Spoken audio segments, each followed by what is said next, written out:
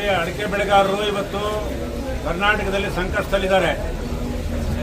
ಸುಗ್ಗಿ ಕಾಲದಲ್ಲಿ 65,000 ರೂಪಾಯಿ ಕ್ವಿಂಟಾಲ್ ಇತ್ತು ಅಡಿಕೆ ಬೆಲೆ, ಇವತ್ತು 50,000 ರೂಪಾಯಿ ಕುಸಿದಿದೆ. ಯಾವತ್ತೂ ಅಡಿಕೆ ಬೆಳೆಗಾರರಿಗೆ ಸೂಗತಿ ಯಾವತ್ತೂ ನೇತಾಡ್ತಾ ಇದೆ. ಒಂದ್ಸಾರಿ ಹೊರದೇಶದಿಂದ ಅಡಿಕೆ ಬಂತು ಅಂತ ಹೇಳ್ಬಿಟ್ಟು ದರ ಕಮ್ಮಿ ಮಾಡ್ತಾರೆ, ಇನ್ನೊಂದ್ಸರಿ ಅಸ್ಸಾಂನಿಂದ ಬಂತು ಅಂತ ದರ ಕಮ್ಮಿ ಮಾಡ್ತಾರೆ. ಈಗ ಮಹಾರಾಷ್ಟ್ರದಲ್ಲಿ ಅವ್ರಿಗೆ ಸಂಬಂಧನೇ ಇಲ್ಲ, ಹೆದ್ದಾರಿಗೆ ಹೋಗ್ತಕ್ಕಂಥ ಲಾರಿ ತಡೆಯಕ್ಕೆ ಸಂಬಂಧನೇ ಇಲ್ಲ. ಆದ್ರೂ ಕೂಡ ಆಹಾರ ಇಲಾಖೆಯವರು 50ಕ್ಕೂ ಹೆಚ್ಚು ಲಾರಿಗಳನ್ನು ತಡೆದಿದ್ದಾರೆ.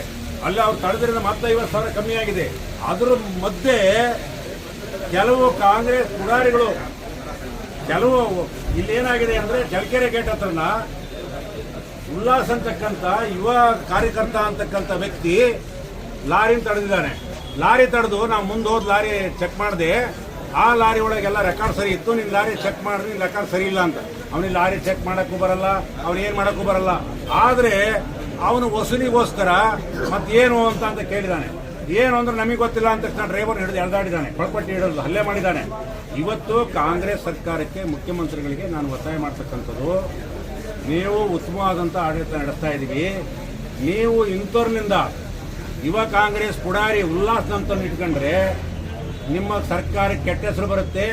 ನಾವು ಏನಾರು ಇವನಿಗೆ GST ಅಧಿಕಾರಿ ಅಂತ, ನಕಲಿ ಅಧಿಕಾರಿ ಅಂತ ಏನಾದ್ರು ನೇಮಕ ಮಾಡಿದ್ದೀರಾ, ಅಥವಾ ಯಾವ್ದಾದ್ರು ಟ್ಯಾಕ್ಸ್ ಅಧಿಕಾರಿ ಅಂತ ನೇಮಕ ಮಾಡಿದ್ದೀರಾ, ಲಾರಿಗಳನ್ನ ತನಿಖೆ ಮಾಡೋ ಅಧಿಕಾರ ನೀವು ಕೊಟ್ಟಿದ್ದೀರಾ, ಅಂಥದ್ದೇನು ಕೊಟ್ಟಿಲ್ಲ ಅಂತಂದ್ರೆ ನಿಮ್ಮ ತನಿಖೆ ಮಾಡಿಸಿ, ನಿಮ್ಮ ಪಕ್ಷದಿಂದ ತನಿಖೆ ಮಾಡಿಸಿ, ಸರ್ಕಾರದಿಂದ ಪೊಲೀಸ್ ಆಫೀಸರ್ ಎಲ್ಲಾದ್ರೂ ತನಿಖೆ ಮಾಡಿಸಿ, ಅವ್ರು ತತ್ಕ್ಷಣದಿಂದ ಉಚ್ಚಾಟನೆ ಮಾಡಬೇಕು. ಕಾಂಗ್ರೆಸ್ ಪಕ್ಷದಿಂದ ಉಚ್ಚಾಟನೆ ಮಾಡಬೇಕು. ಜಿಲ್ಲಾ ಇವರು ರಕ್ಷಣಾ ಇಲಾಖೆಯವರು ಕೂಡ ಅವನ ಮೇಲೆ ಕ್ರಮ ತಗೊಳ್ಬೇಕು. ಅವನ್ನೇನಾದ್ರು ಉಚ್ಚಾರಣೆ ಮಾಡದೆ ಹೋದ್ರೆ ನಾವು ರಾಜ್ಯಾದ್ಯಂತ ಸರ್ಕಾರದ ವಿರುದ್ಧ ಚಳವಳಿ ಮಾಡ್ತೀವಿ.